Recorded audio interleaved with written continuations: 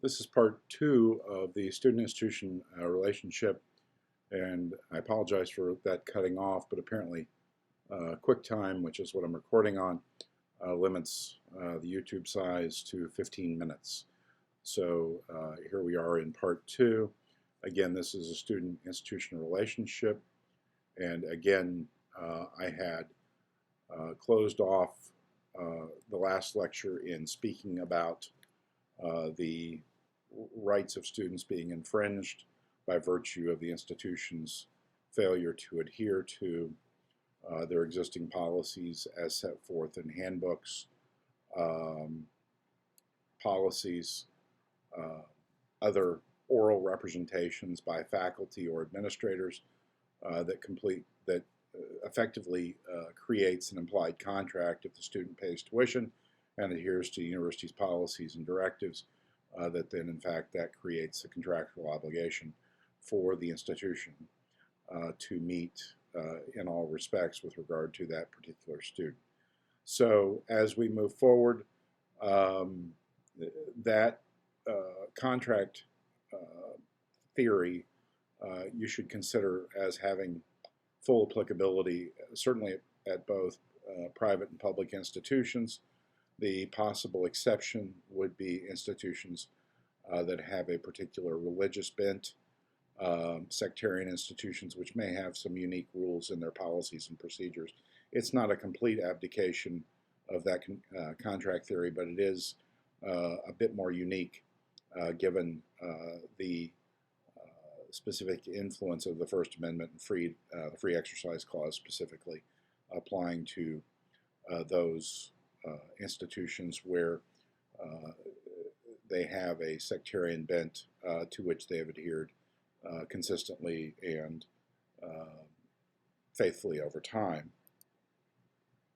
In really basic terms, the court in Magla versus Brown University, which is 1998 case, so that will give you some indication of how relatively recent this development has continued to mature.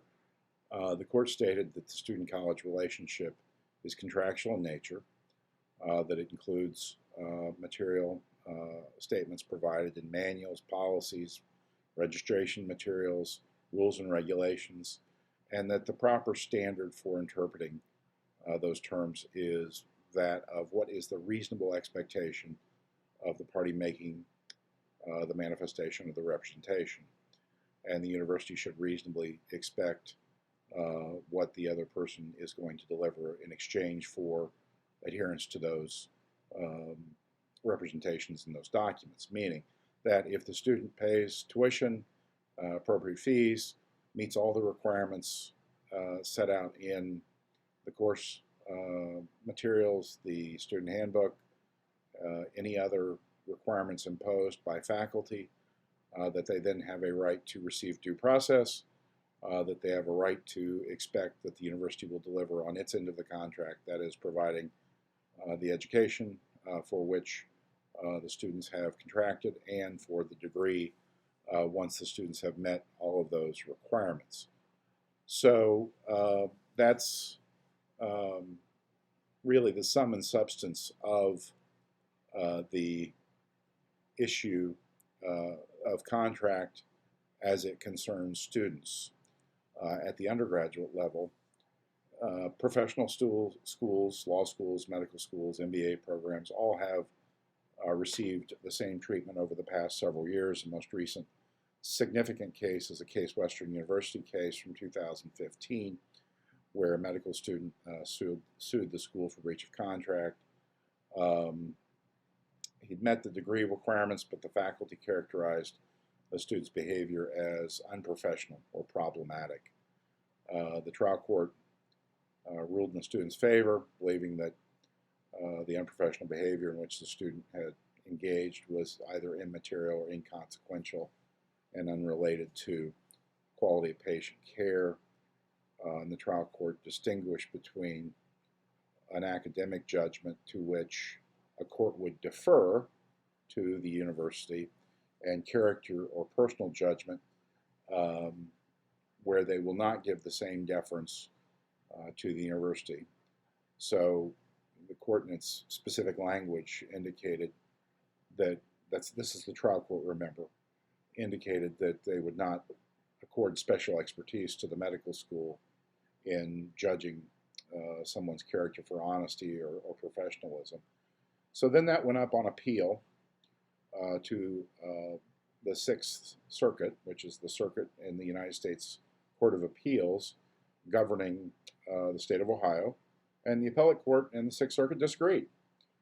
They said that characterizing judgments about professionalism, particularly in certain professional fields, medicine or law, those are judgments that are effectively academic evaluations, and they are entitled to the same deference as any other academic issue. And the courts reversed the trial court, which was a bit of a surprise at the time. So there is still, as I say, some broad deference given to the institution as it concerns the imposition and completion of academically related requirements. And that is a broad definition to which that deference is applied. So understand that where we're dealing with matters involving scholarship and completion of scholarly requirements for graduation or a particular grade in a particular class, those are going to be left largely untouched by the court system.